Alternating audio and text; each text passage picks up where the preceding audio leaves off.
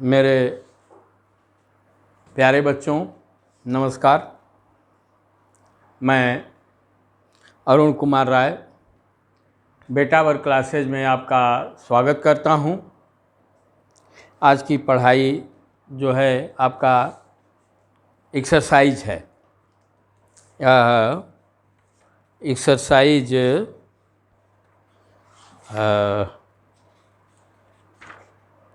2.1 exercise 2.1। पढ़ाई करने से पहले सामान्य ज्ञान की बात। श्री रविंद्रनाथ टैगोर को गुरुदेव भी कहा जाता है। गुरुदेव की उपाधि से श्री रविंद्रनाथ टैगोर को विभूषित किया गया है। अब आपका 2.1 एक्सरसाइज, ये पूर्ण संख्या होल नंबर चैप्टर में एक्सरसाइज 2.1। अब देखें क्या है। 10,999 के बाद अगली 3 प्राकृत संख्याएं लिखिए। Question number 1। क्वेश्चन नंबर 1, 10,999 के बाद 10,999 के बाद अगली प्राकृत संख्या ज्ञात करने के लिए क्या करते हैं? उसकी परवर्ती संख्याओं को हम लोग ज्ञात करते हैं। तो क्रमशः क्या हो जाएगा? पहली क्या होगा? 10,999 धन 1, ये क्या हो जाएगा आपका? 11,000। फिर इसका दूसरा परवर्ती क्या होगा? क्रमशः 3 है, तो पहला तो परवर्ती ये हो गया, अब दूसरा परवर्ती 11,000 हो गया। 11 इसके ठीक परवर्ती 11,000 हो गया। अब दूसरी परवर्ती इसकी संख्या क्या होगी? इसमें 1 जोड़ेंगे, ये आ जाएगा 11,001, राइट। फिर इसका तीसरा परवर्ती क्या होगा? 11,001 में 1 जोड़ दिया जाएगा, ये क्या हो जाएगा?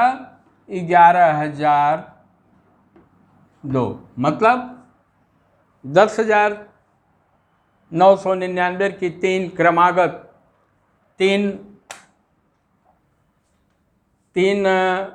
क्रमशः क्रमागत संख्याएं अथवा परवर्ती संख्याएं अथवा क्रमशः आने वाली प्राकृत संख्याएं क्या होंगी? 10,000, 11,000, 11,001 और 11,002। इसको आप लोग नोट कर लीजिए अथवा याद कर लीजिए। फिर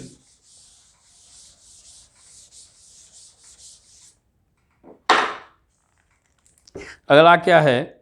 1001 से ठीक पहले आने वाली 3 पूर्ण संख्याएं लिखिए।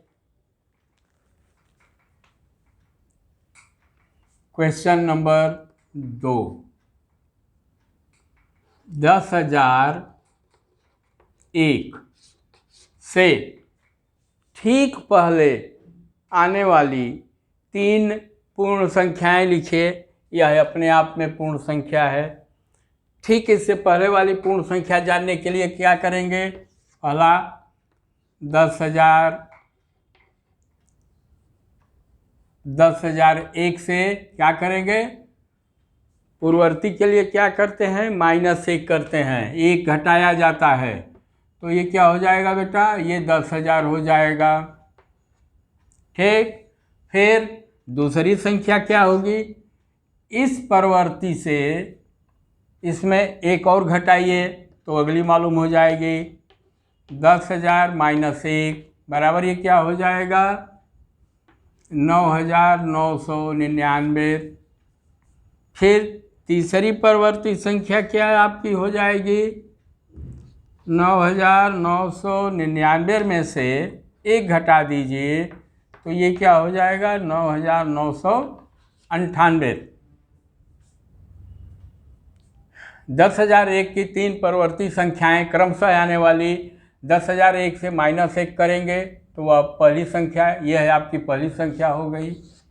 फिर 10,000 माने जो पहली परिवर्ती संख्या है उसमें से जब एक घटाएंगे तो ये दूसरी मालूम हो जाएगी, और जब दूसरी में से एक घटाएंगे तो यह तीसरा मालूम हो जाएगा। ये आपका उत्तर रहा।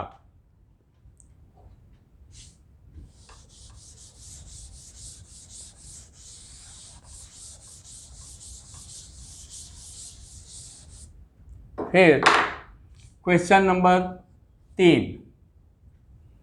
क्वेश्चन नंबर 3 है, सबसे छोटी पूर्ण संख्या कौन सी है? सबसे छोटी पूर्ण संख्या, सबसे छोटी पूर्ण संख्या,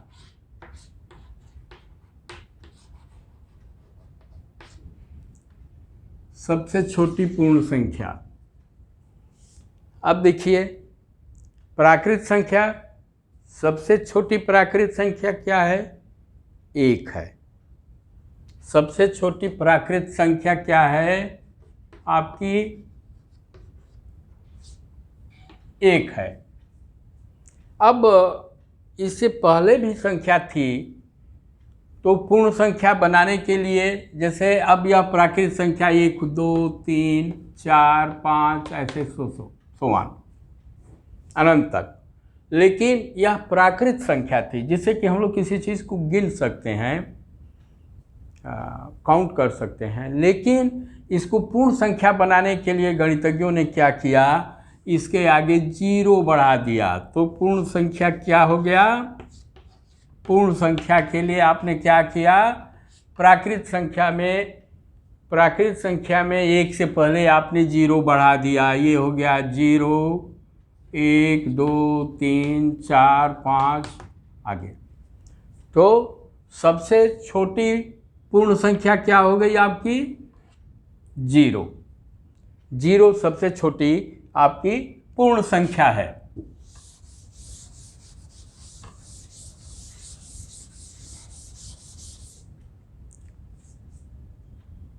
अगला क्वेश्चन, 32 और 53 के बीच में कितनी पूर्ण संख्याएं हैं? 32 और 53, 32, ये क्वेश्चन नंबर 4। 32 और 53 के बीच में कितनी पूर्ण संख्याएं हैं? कैसे आप ज्ञात करेंगे? यहाँ से 33, 34, 35, 36 और 53 तक जाएंगे। 53 तो मतलब 53 तक तो हमें ज्ञात करना ही है। सबसे सिंपल तरीका क्या है इसको जानने के लिए? हम जो है 53 से 32 को घटा दें। 53 बड़ा है 32 से, ये मैं आपको बता चुका हूँ कि ऐसे जो मुंह होता है यह बड़े वाले की तरफ होता है, तो 32 से 53 नहीं घटेगा, 53 से 32 घटेगा, तो 53 माइनस 32, ये कितना हो गया? 1, और ये हो गया 2। मतलब 53 और 32 के बीच 21 पूर्ण संख्याएं हैं। क्या हैं? 21 पूर्ण संख्याएं हैं, 21 पूर्ण प्राकृत संख्याएं हैं। क्वेश्चन नंबर 5, निम्न के परिवर्ती लिखिए। बहुत बढ़िया। क्वेश्चन नंबर 5 ए, एक क्या है? 24,40,701, 24,40,701 का परवर्ती, परवर्ती जानने के लिए हम लोग क्या करते हैं, उसमें एक जोड़ देते हैं। तो क्या हो जाएगा बेटा, ये आपका 24,40,702 हो जाएगा इसका परवर्ती। परवर्ती जानने के लिए, किसी भी संख्या का परवर्ती जानने के लिए उसमें हम लोग एक जोड़ते हैं। फिर है आपका 1,01,99, यह है बी। 1,01,99, इसका परवर्ती क्या होगा, इसमें आप जोड़ देंगे एक। ये क्या हो जाएगा, 1,01,99 में जब आप एक जोड़ेंगे तो क्या हो जाएगा, वह 200। इसका परवर्ती यह हो गया। फिर तीसरा सी है 10,99,999। 10,99,999। 10,99,999, इसका परवर्ती क्या होगा, इसमें आप एक जोड़ देंगे तब ये क्या हो जाएगा, ये हो जाएगा आपका 11 लाख। ठीक, 10,99,999 का परवर्ती, उसमें एक जोड़ेंगे आप तो ये हो जाएगा 11 लाख। फिर इसका डी है 23,45,670। 23,45,670, इसका परवर्ती क्या हो जाएगा, इसमें आप एक जोड़ देंगे तो ये हो जाएगा 23,45,070 में एक जोड़ेंगे तो क्या हो जाएगा, 71 हो जाएगा। ये हो जाएगा 671। ये आपका क्वेश्चन नंबर 5 सॉल्व हो गया। अब फिर अगला 6 नंबर है पूर्ववर्ती बताना है। क्या बताना है हम लोगों को, पूर्ववर्ती बताना है। तो पूर्ववर्ती बताया जाएगा।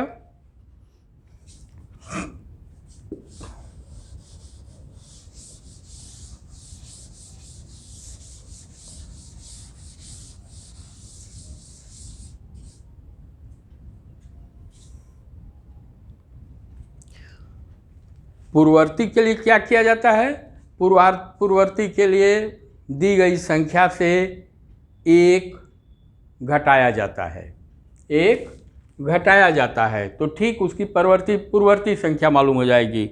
अब इसमें ए है 94।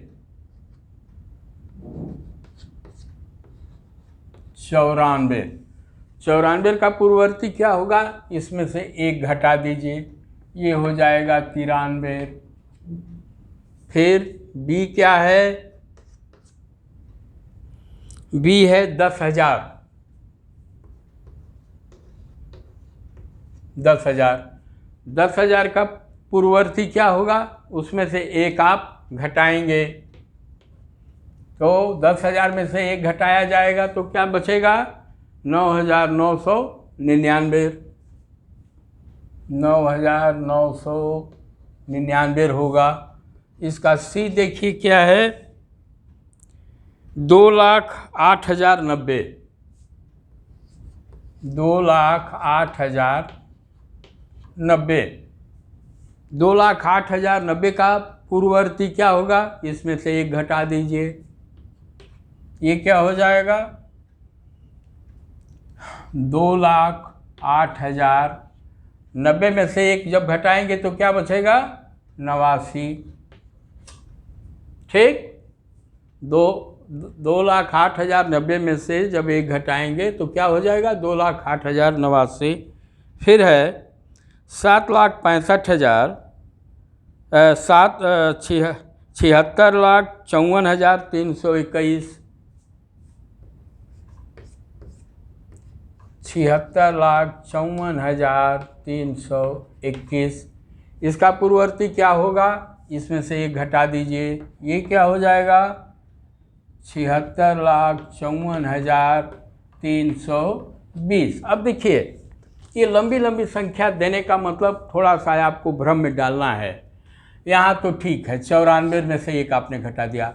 अब 10,000 का पूर्ववर्ती, कहीं हमको घबराने की बात नहीं है। उसका पूर्ववर्ती जानने के लिए बस हमको एक घटाना है। यह लाखों में दे दिया, यह हज़ार में, 10,000 में था, यह लाख में। वो कितना हो लंबी संख्या हो, उसका पूर्ववर्ती जानने के लिए यह एक पर्टिकुलर संख्या है, यह एक पर्टिकुलर संख्या है और उसमें उसका पूर्ववर्ती केवल एक घटाकर प्राप्त किया जाएगा। तो ये क्या हो जाएगा, ये इतना हो गया। फिर यह तो केवल 2 लाख था, इसको इसने बढ़ा दिया, 76 लाख कर दिया, 76,54,321। तो इसका पूर्ववर्ती एकदम घबराने की बात नहीं है, बस इसमें से -1 को आप घटाएंगे तो ये हो जाएगा 76,54,320। ये क्वेश्चन नंबर 6 आपका हल हो गया।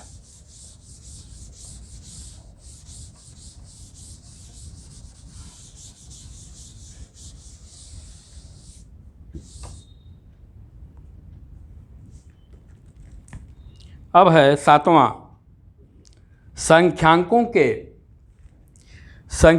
के निम्नलिखित युग्मों में से प्रत्येक के लिए संख्या रेखा पर कौन सी पूर्ण संख्या अन्य संख्या के बाईं ओर स्थित है, इनके बीच में उपयुक्त चिन्ह ग्रेटर देन लेस देन का प्रयोग करते हुए इन्हें लिखिए। अब देखिए इसमें ए क्या है, क्वेश्चन नंबर 7 ए 530, 503, 530, 503। अब देखिए संख्या रेखा पर क्या बताया गया है, संख्या रेखा पर आपको बताया गया है कि बड़ी संख्या छोटी संख्या के दाईं ओर होती है और छोटी संख्या बड़ी संख्या के बाईं ओर होती है। तो ये मान लीजिए 0 हुआ, ये मान लीजिए आपका 503 हुआ और ये मान लीजिए 530 हुआ। क्यों? क्योंकि 503 530 से छोटी है, तो पहले 503 आएगा, फिर इसके बाद 530 आएगा। मतलब 503 के दाहिने तरफ 530 आएगा। पहला उत्तर तो ये हुआ। और दूसरा ग्रेटर देन लेस देन की बात, तो हम यहाँ पर बड़ी संख्या को ऐसे लिखेंगे, 530 बड़ा है 503 से। एक चीज़ हो गया। दूसरा चीज़, इसको दूसरे प्रकार से भी लिखा जा सकता है।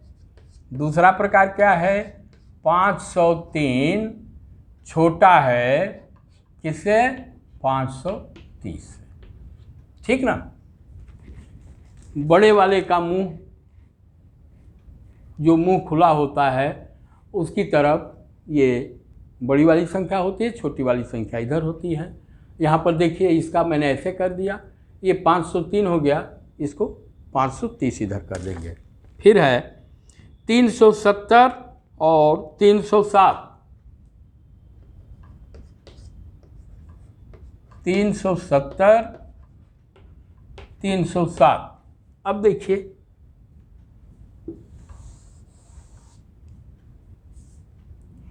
बड़ी संख्या छोटी संख्या के दाहिने तरफ होती है संख्या रेखा पर। तो यहाँ पर इन दोनों में छोटा कौन है, 307 है। मान लीजिए 307 है, तो ये 370 हो गया।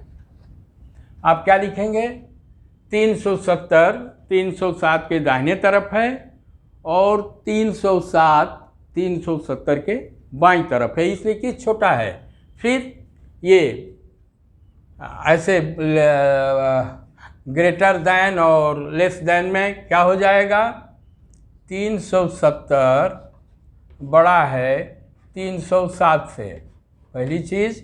दूसरी बात आप लिखेंगे 307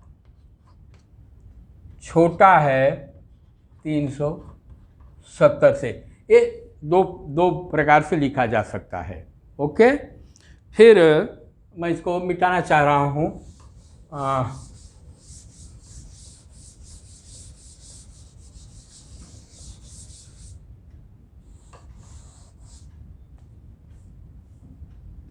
संख्या रेखा तो एक ही रहेगी, मैं अंकों को मिटा करके फिर आगे बढ़ रहा हूँ। फिर है 98,765, यह सी है। 98,765 और 56,789। देखिए, संख्या रेखा अनंत संख्याओं के लिए है। संख्या रेखा पर अंकों का अंत नहीं है, जहाँ तक चले जाइए अंत तक। 1 के बाद 2, 2 के बाद 3, 3 के बाद 4, 4 के बाद 5, ऐसे ही अनंत तक चले जाइए, क्योंकि अनंत में भी जब 1 जोड़ेंगे तो फिर उसका आगे वाला अंक आएगा, फिर 1 जोड़ेंगे तो आगे वाला अंक आएगा। तो यहाँ पर एक थोड़ा सा यह भ्रम में डालने के लिए इन्होंने 5 अंकों की संख्या दिया। संख्या रेखा पर कोई भी अंक आ सकता है। अब देखिए, इन दोनों में छोटा कौन है? 56,789। ये आपका 56,789 हो गया। और ये क्या हुआ? 98,765। ये 98,765 हो गया। अब संख्या रेखा पर 2 चीज़ है, कौन दाईं तरफ कौन बाईं तरफ। तो क्या लिखेंगे?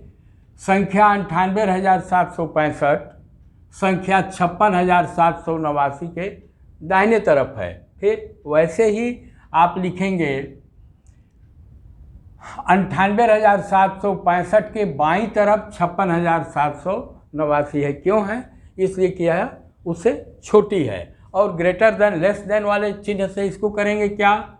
पहला इसमें हो जाएगा 98,765 इज ग्रेटर देन 56,789। पहली चीज। दूसरी बात, अब लेस देन कर दीजिए। 56,789 क्या है? छोटा है 98,765 से। ठीक, दोनों चीज़ एक ही है, लिखने और बोलने का तरीका अलग अलग है। फिर इन्होंने कहा है 98,30,415। 98,30,415 ये इसका डी।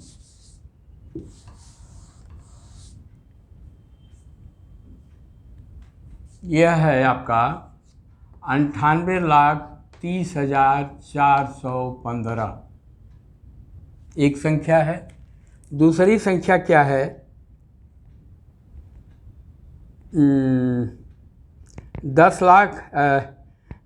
1,23,001। दूसरी संख्या है 1,23,001। इन दोनों संख्याओं में यह 98,30,415 है या 1,23,001 है। इन दोनों संख्याओं में छोटी संख्या कौन सी है? 98,30,415। तो 98,30,415 पहले लिखेंगे, क्योंकि यह छोटी है। इससे हमको जो अगली संख्या दी गई है 1,23,001 से 1,23,001, इससे यह संख्या बड़ी है और इससे यह संख्या छोटी है।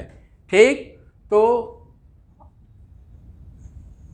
रेखा संख्या रेखा पर पहले 98,30,415 आएगा, फिर 1,23,001 आएगा, इसलिए कि यह छोटा है इससे और यह बड़ा है इससे। और ग्रेटर देन लेस देन, तो अब इसमें क्या करेंगे आप?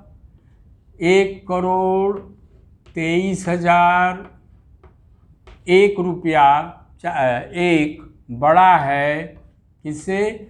98,30,415 से। ये हमारा उत्तर हो गया। फिर छोटा है वाला से लेकर चलिए, तो क्या करेंगे आप, 98,30,415 क्या है, छोटा है। छोटा है के लिए उसकी तरफ ही हो जाता है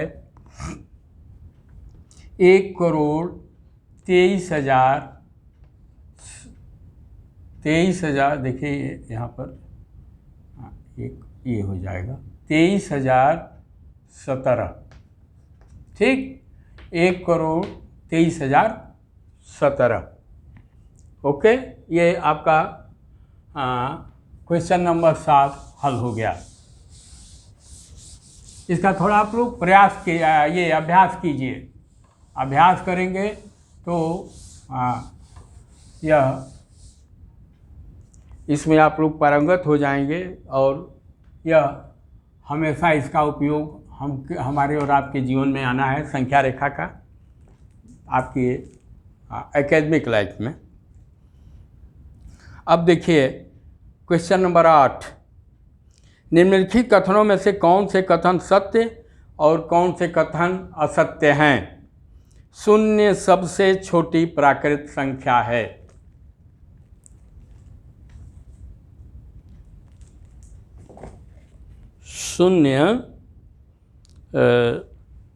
शून्य सबसे छोटी प्राकृत संख्या है, सही है कि गलत है? क्वेश्चन नंबर 8 का एक क्या है, शून्य सबसे छोटी प्राकृत संख्या है।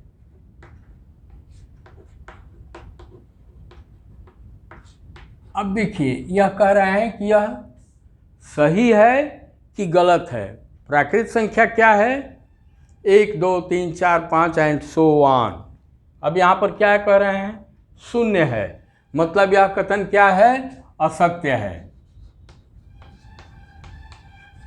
ठीक बेटा, इसलिए कि प्राकृत संख्या में शून्य नहीं आता है। फिर क्या है आपका 400 संख्या 399 का पूर्ववर्ती है।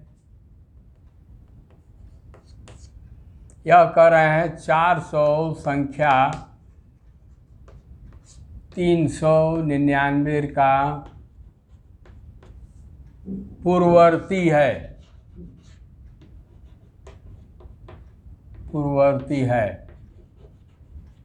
अब देखिए 400 संख्या 300 का पूर्ववर्ती है।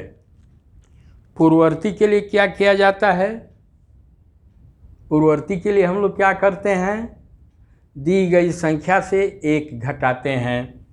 तो ये कह रहे हैं कि 399 का पूर्ववर्ती, तो हम 399 का पूर्ववर्ती ज्ञात करें।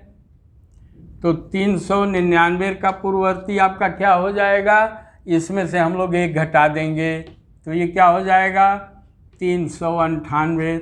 और ये क्या कह रहे हैं 400। तो क्या मैं पूछ रहा हूँ आपसे, क्या 400 399 का पूर्ववर्ती हो सकता है? नहीं। 399 का पूर्ववर्ती क्या होगा, 398। यह भी असत्य है। आप अपनी उत्तर पुस्तिका पर इसको असत्य लिखिएगा ऐसे ही करके। फिर शून्य सबसे छोटी पूर्ण संख्या है, ये कह रहे हैं। इनका अगला क्वेश्चन है सी, शून्य सबसे छोटी पूर्ण संख्या है। शून्य सबसे छोटी पूर्ण संख्या है। अब बताइए सही है कि गलत है? प्राकृत संख्या क्या है, प्राकृत संख्या 1 से शुरू होती है, 1 2 3 4 5 6 7 ऐसे।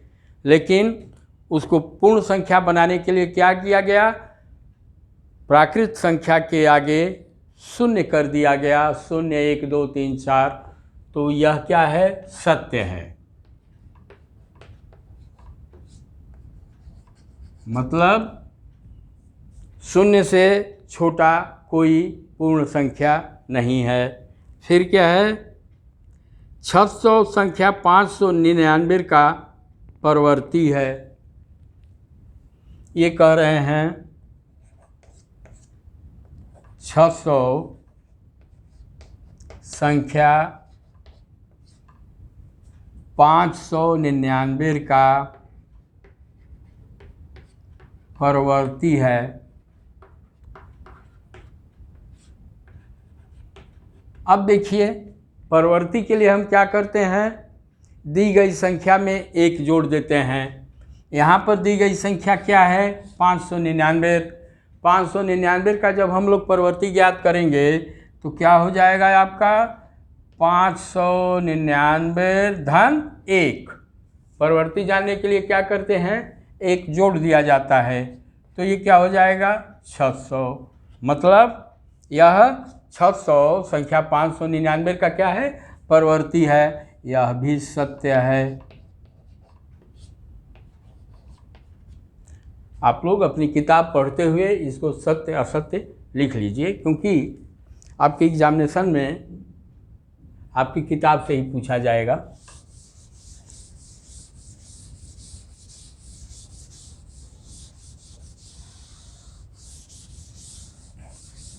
इसको अपनी किताब लेकर के इसको बार बार आप लोग पढ़ें। ठीक, जितना पढ़ेंगे उतना इसके आप लोग मास्टर बनेंगे। क्वेश्चन नंबर 8 ही है, क्वेश्चन नंबर 8। फिर है 5 में परवर्ती है। फिर सी है, ई है, सभी प्राकृत संख्याएं पूर्ण संख्याएं हैं। हाँ, सभी प्राकृत संख्याएं, ई है, सभी प्राकृत संख्याएं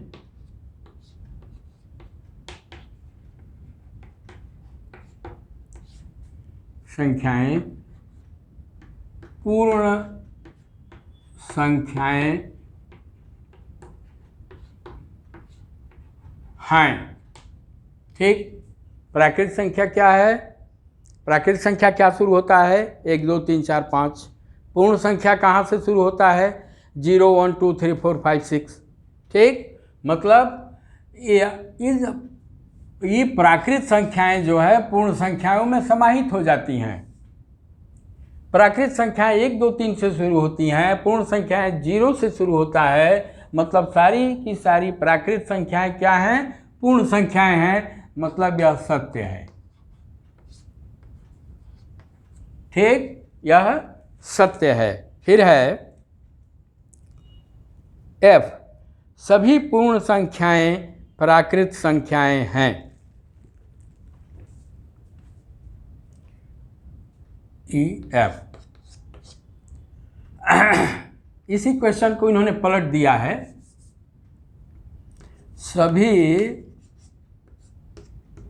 प्राकृत संख्याएं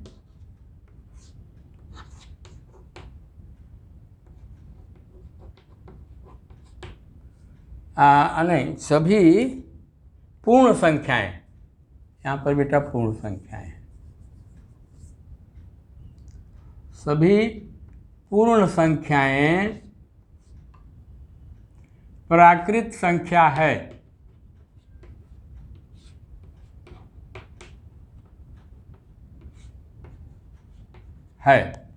सभी पूर्ण संख्याएं प्राकृत संख्याएं हैं।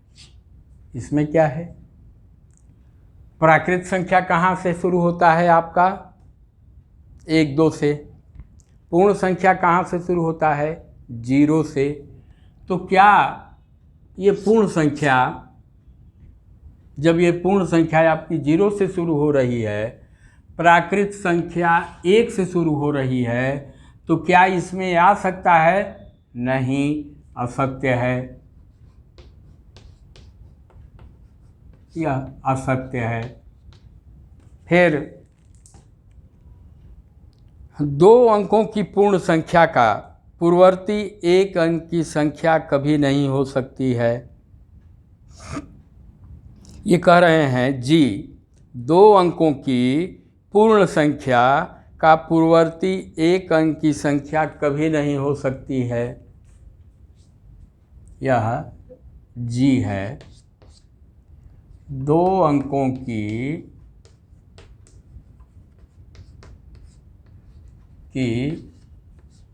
पूर्ण संख्या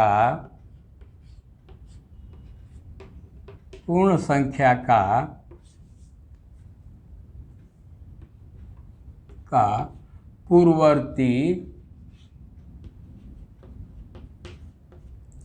पूर्ववर्ती एक अंक की संख्या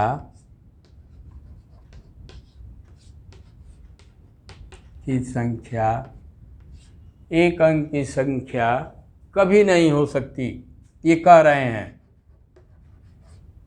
कभी नहीं हो सकती है।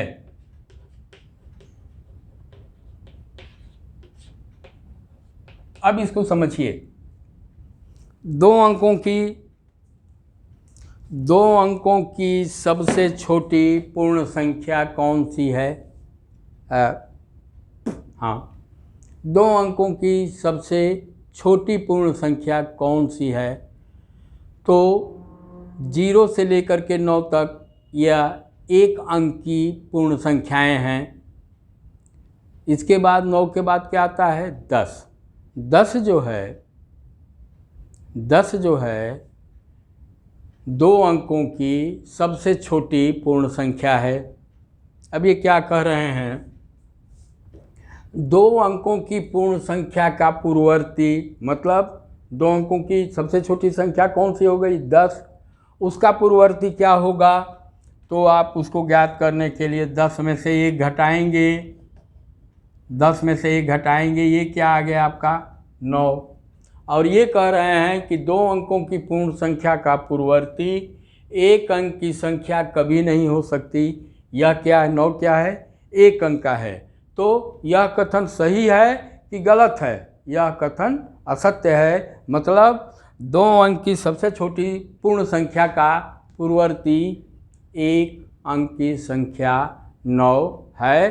अतः यह कथन आपका असत्य है। यहाँ पर आप लोग असत्य लिख लीजिएगा, असत्य है। अब थोड़ा बढ़ गया है, मैं इसे मिटा दूं।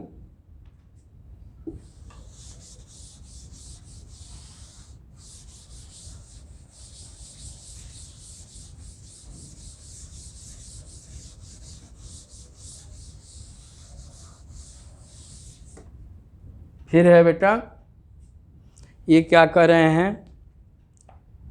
एक सबसे छोटी पूर्ण संख्या है, ये h है। एक सबसे छोटी,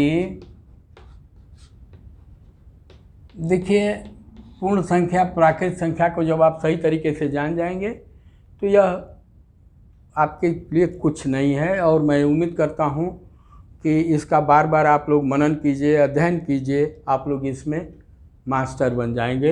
एक सबसे छोटी पूर्ण संख्या है। ये क्या है? एक सबसे छोटी पूर्ण संख्या है। पूर्ण संख्या हमारी कहाँ से शुरू होती है? 0 से। प्राकृत संख्या कहाँ से शुरू होती है? 1 से। जब यह प्राकृत संख्या एक सबसे छोटी संख्या है, लेकिन पूर्ण के लिए क्या है? 1 से पहले हम लोग 0 लगाते हैं। अतः एक सबसे छोटी पूर्ण संख्या नहीं है, यह असत्य है। ये क्या है आपका? असत्य है। फिर है, प्राकृत संख्या 1 का कोई पूर्ववर्ती नहीं होता। आई प्राकृत संख्या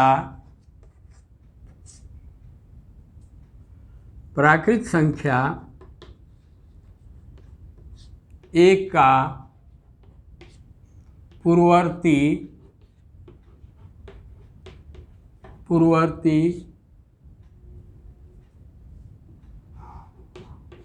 कोई नहीं होता है। प्राकृत संख्या एक का पूर्ववर्ती कोई नहीं होता है। ये क्या है? प्राकृत संख्या आपकी कहाँ से शुरू होती है? एक से। पूर्ण संख्या कहाँ से शुरू होती है? शून्य से। मतलब प्राकृत संख्या एक का कोई पूर्ववर्ती नहीं होता है, यह सत्य है। क्योंकि कह रहे हैं नहीं होता है, ये क्या है हमारा? ये सत्य है। फिर है प्राकृत संख्या एक का कोई पूर्ववर्ती नहीं होता है। फिर है पूर्ण संख्या एक का कोई पूर्ववर्ती नहीं होता है। पूर्ण संख्या एक का कोई पूर्ववर्ती नहीं होता है। अब देखिए इन्होंने एक चीज़ और कर दिया, जे पूर्ण संख्या। देखिए यहाँ पर प्राकृत संख्या कहे हैं, यहाँ पर इन्होंने प्राकृत संख्या कहा है, अब यहाँ पर इन्होंने पूर्ण संख्या कहा। पूर्ण संख्या एक का क्या है? कोई पूर्ववर्ती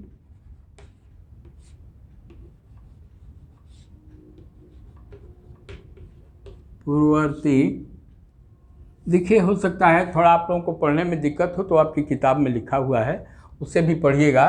पूर्ववर्ती, इसको सांकेतिक मान लीजिए, नहीं होता है। देखिए जब प्राकृत संख्या की बात आती है तो प्राकृत संख्या हमारा एक से शुरू होता है। प्राकृत संख्याओं में एक का कोई पूर्ववर्ती नहीं है। पूर्ववर्ती मीन्स पहले वाला। लेकिन जब पूर्ण संख्या की बात आती है तो एक से पहले हम लोग जीरो बढ़ाते हैं, मतलब पूर्ण संख्या एक का कोई पूर्ववर्ती नहीं होता है। यह क्या है? गलत है। पूर्ण संख्या एक का पूर्ववर्ती क्या है? शून्य है। अतः यह कथन असत्य है। यह कथन आपका असत्य है। पूर्ण संख्या एक का कोई पूर्ववर्ती नहीं होता है, यह असत्य है, क्योंकि पूर्ण संख्या एक का पूर्ववर्ती क्या है? शून्य है।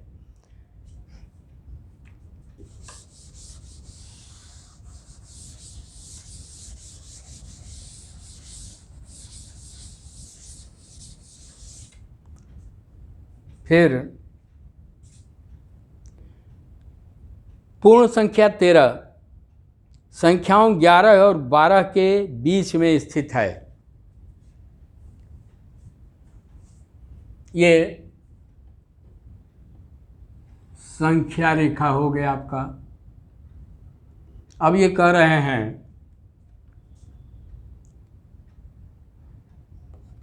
कि पूर्ण संख्या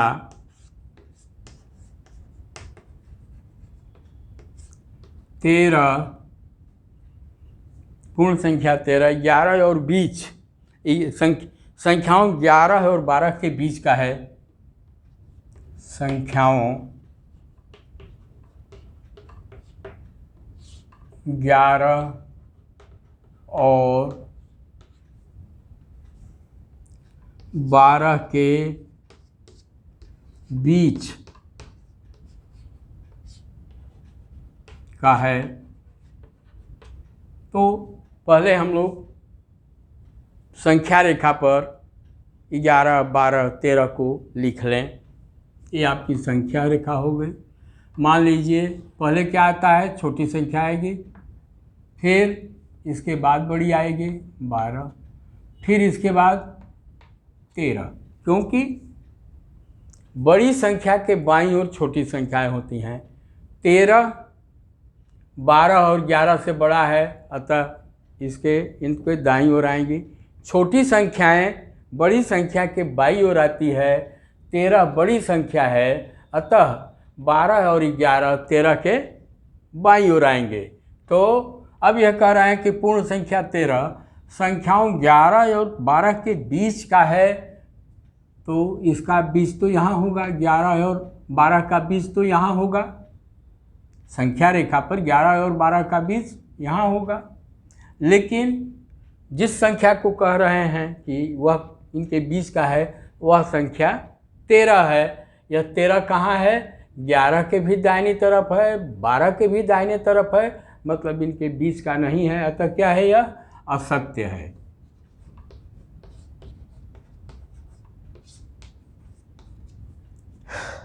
फिर है पूर्ण संख्या 0 का कोई पूर्ववर्ती नहीं होता।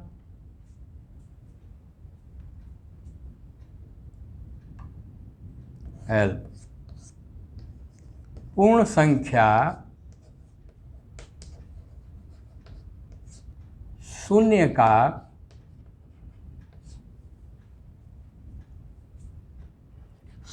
का कोई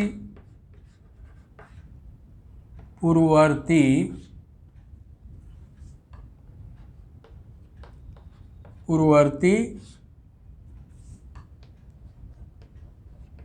नहीं होता है। अब इसको हमें बताना है कि यह कथन सत्य है कि असत्य है। पूर्ववर्ती के लिए हम लोग क्या करते हैं? पूर्ववर्ती के लिए दी गई संख्या से हम लोग क्या करते हैं? 1 घटा देते हैं। ठीक पहले पूर्ववर्ती संख्या को, ठीक मतलब उसके तुरंत पहले वाली संख्या को हम लोग 1 से घटा देते हैं। तो ये क्या है? यह 0 है। 0 में से 1 को आप घटाएंगे, क्या आएगा? यह आप घटा नहीं सकते। ठीक, तो पूर्ण संख्या 0 का कोई पूर्ववर्ती नहीं होता है, मतलब ये क्या है? 0 से पहले कोई और संख्या पूर्ण नहीं है, अतः यह क्या कथन है? सत्य है। यह कथन सत्य है। फिर है 2 अंकों की संख्या का परवर्ती सदैव 2 अंकों की एक संख्या होती है। अब इसको थोड़ा मैं मिटा देना चाहता हूँ। 2 अंकों की परवर्ती संख्या का 2 अंकों की परवर्ती संख्या सदैव 2 अंकों की होती है। तो एक चीज़, 2 अंकों की सबसे छोटी परवर्ती संख्या क्या है? सबसे छोटी पूर्ण संख्या क्या है? अभी मैंने आपको बताया है, 2 अंकों की। इनका है 2 अंकों की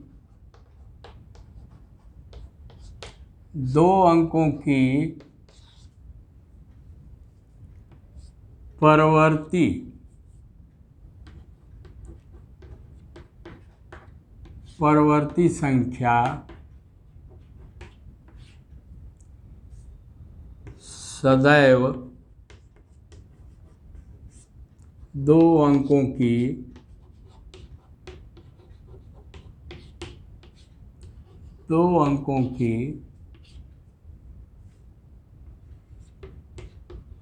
होती है। यह पूछ रहे हैं कि सही है कि गलत है। तो बड़ा की बात छोड़ दीजिए, बड़े की बात छोड़ दिया जाए। 2 अंकों की सबसे छोटी संख्या कौन सी है? 10 है। 2 अंकों की सबसे छोटी संख्या क्या है?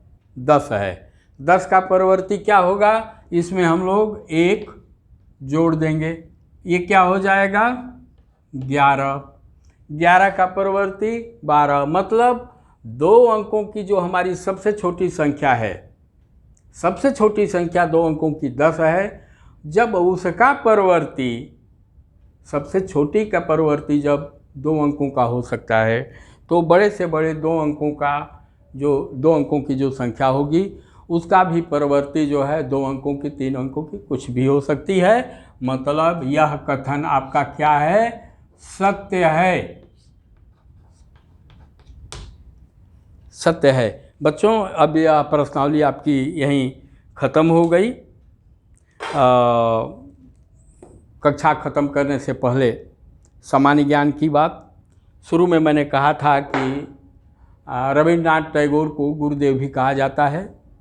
रविन्द्रनाथ टैगोर बांग्ला और अंग्रेजी साहित्य के बहुत बड़े विद्वान थे। कई विधाओं में वह पारंगत थे, कलाकार थे। वह चित्रकार भी थे, नाटककार भी थे, गायक भी थे, बहुत कुछ थे। रविन्द्रनाथ टैगोर भारत ही नहीं बल्कि संपूर्ण एशिया के प्रथम व्यक्ति थे जिनको नोबेल पुरस्कार से नवाजा गया था, नोबेल पुरस्कार जिनको दिया गया था। यह क्लास यदि आपको अच्छा लगा हो तो आप लोग कृपया इसे लाइक करें, शेयर करें एवं सब्सक्राइब करें। धन्यवाद।